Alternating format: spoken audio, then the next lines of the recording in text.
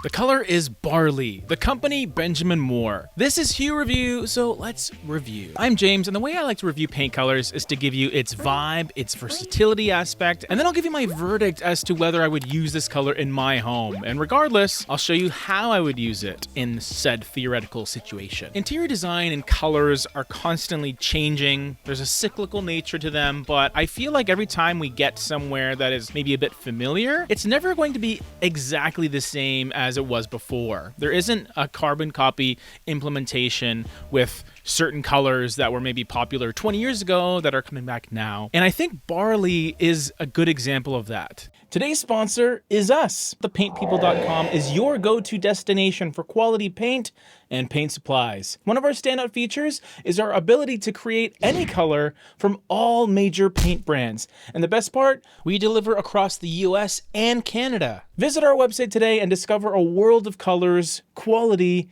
and convenience. And as a thank you for supporting us on YouTube, use coupon code JAMES5 for 5% off your order. Just before we dive into this color, here are some alternatives from other paint companies. These are going to be close matches, not spot on ones, so don't at me, okay? So what's the vibe of Barley? On the surface, it does seem like a color that we've known for years and years and years. Kind of a warm, slightly beigey color that has a decent amount of creamy yellow to it. And while at its base, I do think that this is a heavy cream, yellow, slightly orange undertoned color. It does have a bit of a tan color to subdue it a little bit, to maybe tone it down a touch with a sandy brown type of coloration. While still being pretty vibrant, having that yellow aspect, it's not overly done where it's extremely vibrant and punchy and will stand out like crazy. Next to a much more mellowed out beige or cream color, it will be noticeable, but it's still kind of within that realm of usability for a lot of people on an interior surface or an exterior surface. It has a 67-ish LRV, which is the light reflectance value. So higher that number, the brighter the color. 67 is a pretty good place to be. It's not too light where it's going to seem like an off-white and might get washed out in some situations,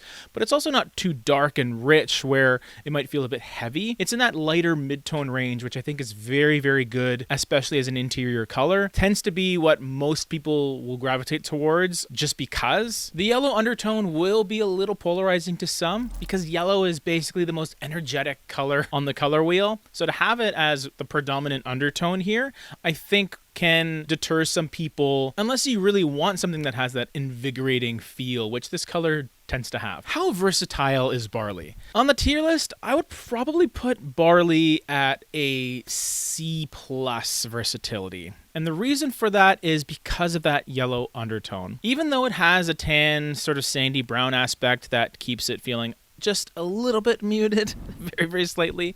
It is that yellow, that slight orange that dominates this color. Amongst a much more neutral palette, this is almost always going to feel like a bit of an accent color, which does remove some points on the versatility side of things. Traditionally and historically, colors like this have been used quite often, especially as an exterior house on, colonial style architecture. But nowadays, it's not as popular, especially outside. Very specific look you're going to have to be going for on the main body of your home. On the interior of your home, you have a little more freedom because it's more enclosed and not viewable from the outside world. But still, this is a color that I think you're going to have to pick and choose where to use it, and that kind of knocks it down a few pegs on the flexibility and versatility side of things. Okay, so what's the verdict here? How would I use this color? Would I even use it in my own home? Let's start with the Paint People palette pyramid. Is it a main color that you can just put everywhere? Is it a support color that's more secondary in nature? Or is it a finishing color on the bottom row? I think I would put it on the finishing row. And it's just because of that yellow. I just got to keep harping on this. There are some circumstances where I can maybe see it being moved up a peg